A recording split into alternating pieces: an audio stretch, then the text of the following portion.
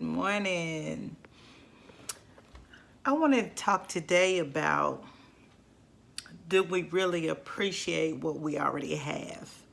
I talked this morning, my post talked about the 80-20 rule when it comes to a hairstylist. The 80-20 rule: 80% of your clients give you 20% of the money. 20% of your clients, though, give you 80% of the money. This is what I want to talk about today. I said this week I would talk about relationships, and I am going to come back on and talk about support and learning to support the people in your life. But today, let me put it in here. The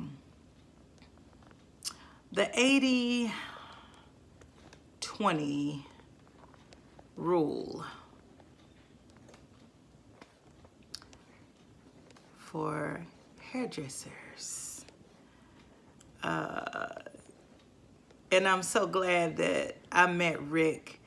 Rick is amazing. He's an amazing stylist, and I didn't know anything about Rick until I was walking through the aisles of Cosmoprof. You know, you never know who you're gonna meet when you're shopping, when you're out.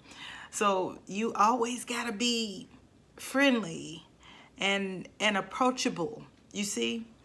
And I think this is a lot of the issues with stylists too. We're so afraid to ask one another questions. We're so afraid, just like in the classroom, we're just afraid, you know, to make ourselves look like we're not knowledgeable of that particular thing. Okay, so I remember when I was young and I was in class and in school, I was always afraid to raise my hand and say, I don't really understand that. Can you explain that to me? I don't really get it. Can you please explain that to me? I was always afraid to do that. I forgot again to put my phone on Do Not Disturb. It didn't even work yesterday. So I really ain't worried about it. It didn't even work. So we might have a interruption, okay? Good morning, Kenya, too cute. Good morning, good morning. So as stylists, we have to be a little bit more open. We have to be a little bit less afraid to show someone that we don't really know how to do this or that, or we don't know how to calculate this or that. We're not sure how to put these colors together. We don't really know how to really cut a straight line. And we can't be too afraid to let someone know that so we can get help. So like in the classroom in school, I wasn't verbal. I wasn't verbal enough. You see what I'm saying? I wasn't verbal enough because I was too afraid. Good morning, let's see, Liz Lynette. I was too afraid to raise my hand. Okay, so it's the same with us. It's the same with us. We're too afraid to raise our hand and say, hey, you know what? I'm not sure about that. Okay, so I'm walking through the aisles of Cosmoprof and I'm stuck. And I'm stuck in the color aisle. I'm always stuck in the color aisle. Always. It's like four full aisles of color. I'm always stuck in those aisles. So when I was stuck in those aisles. I was looking at the color. I was looking at what I should use. What does this mean? What does that mean? What should I use on this particular person's hair? Her hair is very dark. How should I lighten it? How should I do this? How should I do that? Well, when a young man came in, and you two hairstyle, you two love created this queen. Yeah, Rhonda. You know, me too. Yeah. And so hairstylist Key, a young man came through the house, and he was just picking up color, picking up. He knew exactly what he wanted. Just picking up, putting it in the basket, putting it in the basket. And I said, hi. And he said, hi. I said, can I ask you a question? And he said, sure. See? I said, I have a client that is Middle Eastern, and she wants her hair light. She wants it highlighted, but she wants it light, really light, like platinum light. That's how light she wants it. Her hair is about a level 2, closer to a level 1. Could you tell me how you do that? So he told me to get the, if I like matrix, to get the V-light. He liked the V-light. He told me what to do. He told me, but you may not get to a level 10 on that type of hair without it being compromised. You may not get there. He said, is she able to come back to you and get you know, a second service? Is she able to do that? And I told him, no, because she comes to me every now and then, only when she's in the country, right? So he proceeds to tell me, why am I worried about this client that only comes to me about every 6 months? He said, why are you worried? Why are you stressing? Why are you in this aisle stressing, spending all that time on a client that you only see once every 6 months? And I stopped. I was like, you know, you got a point. You got a point. Wow, you got a point there. He said, I've been in the industry for 40-something years. And I learned this 80-20 rule. My. He said, what's your name again? I said, Rhonda. And he said, I said, what's your name again? He said, Rick. And he said, Rhonda. Put that percent. Yeah. He said, Rhonda, I want you to understand that 20% of your clients give you 80% of the money. And the other 20% of your clients, 80%, the other 80% of your clients give you 20% of the money. If you want to stress out, if you want to do something special for your clients, do it for the 20% that give you 80% of the money. My. Y'all hear what I'm saying? Everybody hear what I'm saying? I wasn't thinking that way at all. At all. I feel like everybody's equal. Everybody should get the level of commitment that I have for my 20%. And they should to a point. They should to a point. Everybody is created equal, but everybody is not equal. Let me say that one more time. Everybody is created equal, but everybody is not equal. Everybody doesn't have the same level of commitment. Everybody doesn't have the same level of drive, of love, of loyalty. Everybody doesn't have that.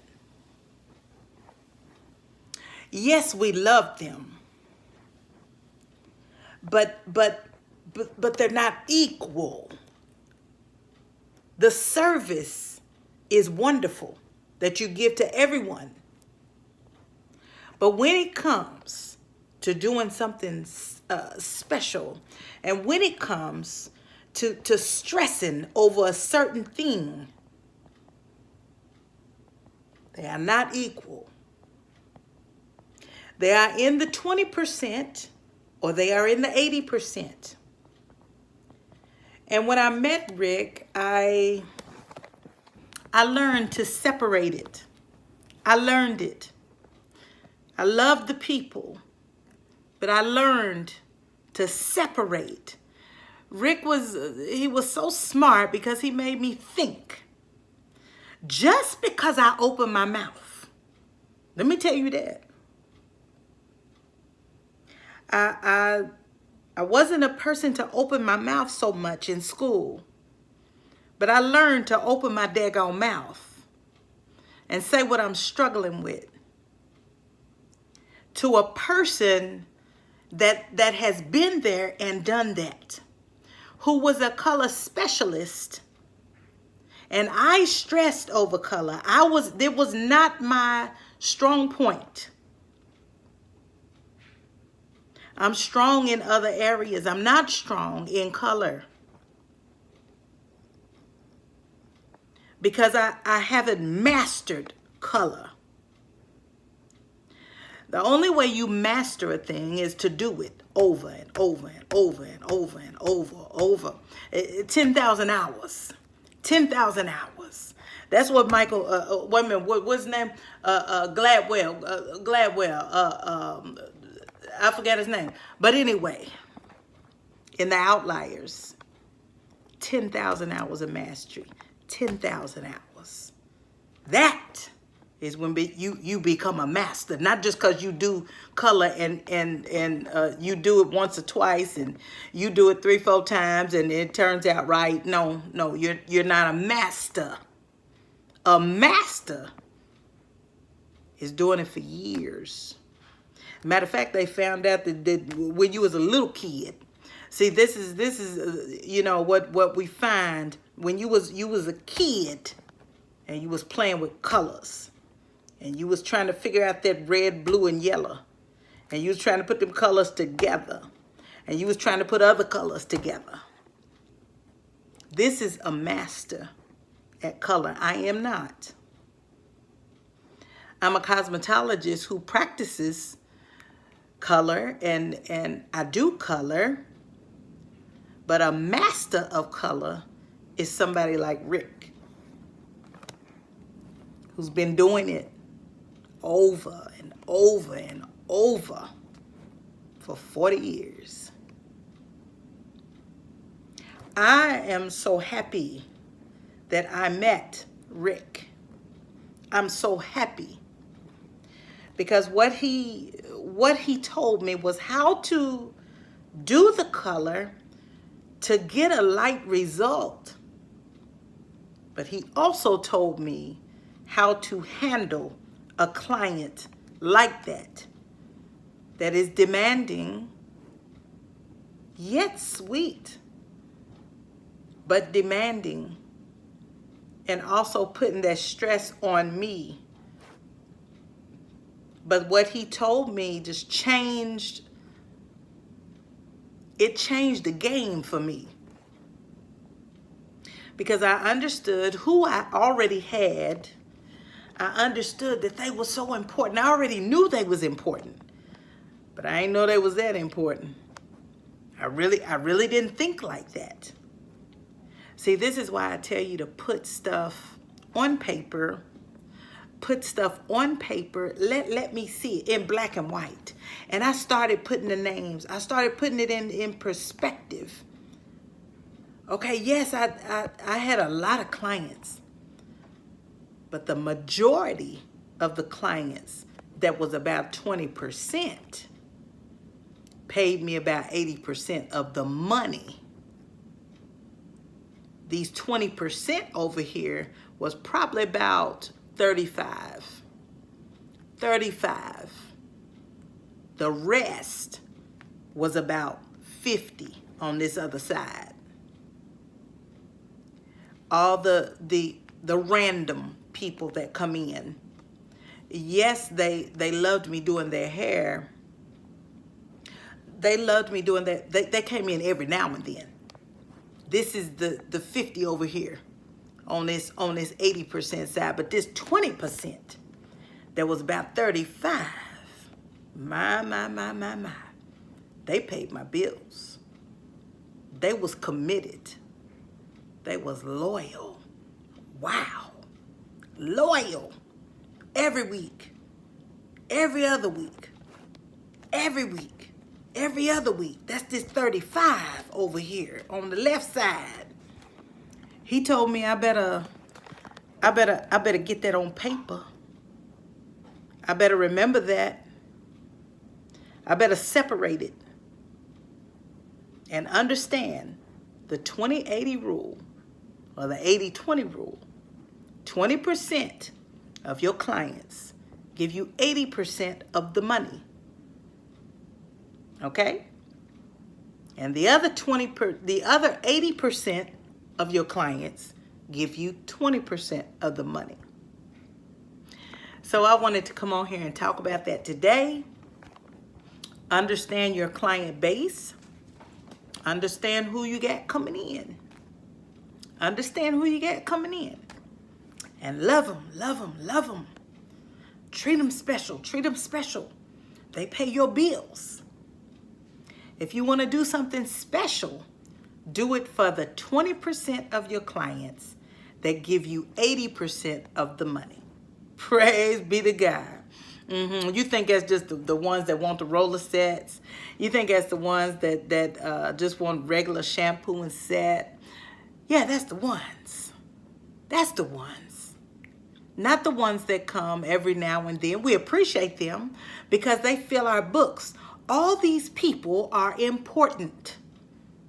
Every one of them. They're all so important because you need that 80% to fill in the books, to fill in the blanks. You see what I'm saying? But that 20% though, do something special for them. For Christmas, do something special for them. You are so welcome, Tony. You are so welcome. But I praise God that I opened my mouth that day in Cosmo Prof, that I let another hairdresser know that I was struggling in the aisles of Cosmo Prof. And I just praise God that he was open and that he was willing to teach me how to do the color, but also teach me about my client base and how to separate them in my own business, in my own business life, understanding the people and how they relate to the business. Okay? So I love you guys. And any questions for me? Any questions? Because like I said, a lot of times I failed this or that because I didn't ask questions. I got behind in school. I was scared to ask the question. That's why I got behind in school. Because I didn't raise my hand. I don't understand that. I'm not really sure about that. Can you clear that up for me? You see? So if there's any questions, you can ask me now. And you know me, before the baby wakes up, because he's asleep. He's asleep. He had shots today. I mean, he had shots yesterday. And he just, bless his little heart, he's not feeling good. He's not feeling good. So, good morning, Selena. Good morning. Good morning. I thank everybody for signing up for one-on-ones for the beginning of the year. I praise God for that. If you want to know about one-on-ones with me, you can just direct message me. Just direct message me. I ain't got no link. I ain't got no website. I just got these hands. That's all I got. That's all. That's all. And I can make your life a little bit better behind the chair. Okay? Just a little bit smoother behind the chair. That's all.